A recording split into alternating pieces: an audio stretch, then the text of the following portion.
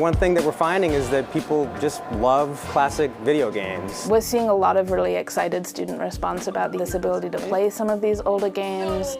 Wow. This will not backfire on The name of the game, no pun intended, is Throwbacks. It's a retro video game arcade. We've got upwards of 70 different arcade games. A lot of games from the 80s, 90s. Matt Snow runs the recently opened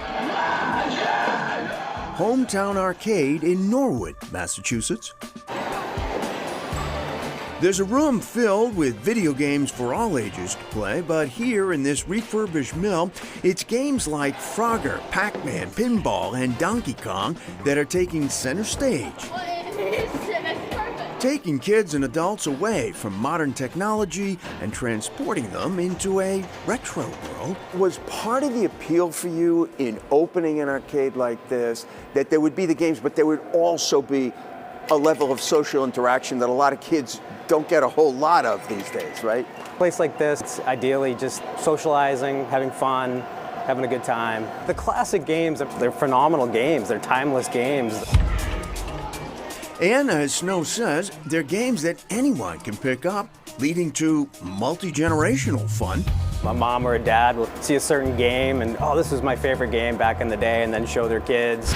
The Sparks family was here visiting from Southern California. Their vacation would not have been complete, they said, without a little family pinball competition. You are a huge pinball guy. I'm a fanatical pinball fan. I got the whole family into it, especially me and my older son. We're big into pinball, yeah. You found out this was here and you made a beeline. Well, because there's an app called the Pinball Map. That's amazing. And I found, oh my God, there's one that's got 13 machines. It's 15 minutes away. Let's go. Skee Ball, another big hit. Is this your game, Skee Ball? Nah. No, it's just one of them? It's kind of like bowling. We saw it time and time again at Hometown Arcade. Parents showing their children the games of the past. The past is what is presently on display at Worcester Polytechnic Institute. My name is Arthur Carlson, and I'm the University Archivist. The exhibit begins with the 1970s home console system, so Atari, Commodore, things like that, and then comes on through the 1980s where you'll see Nintendo, Sega Genesis, right up through the dawn of the 21st century where we have Xbox and PlayStations on display. The Video Games Console Wars exhibition between WPI's Interactive Media and Game Development Program and the university's archives at the George C. Gordon Library.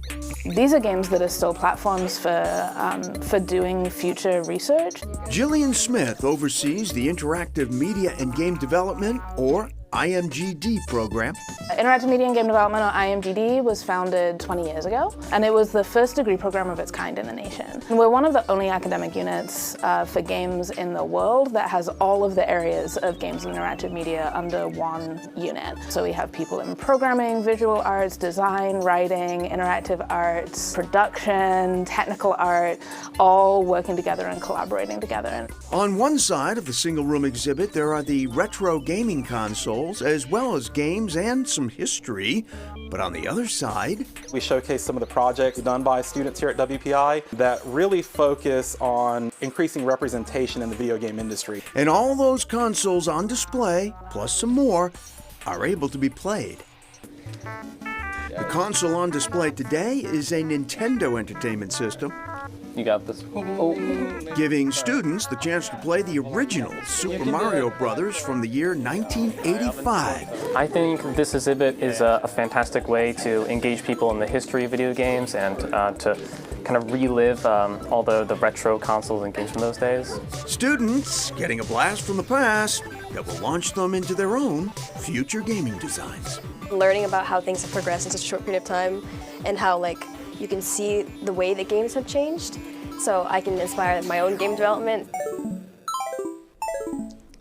The archivist at WPI says when older games come in, students test them to make sure they work. If not, the students are challenged to bring them back to working order. And back at Hometown Arcade, owner Matt Snow says they have about 70 games on the floor, but they rotate them to give repeat customers a unique experience each time. Coming up, a little competitive fun no matter your age.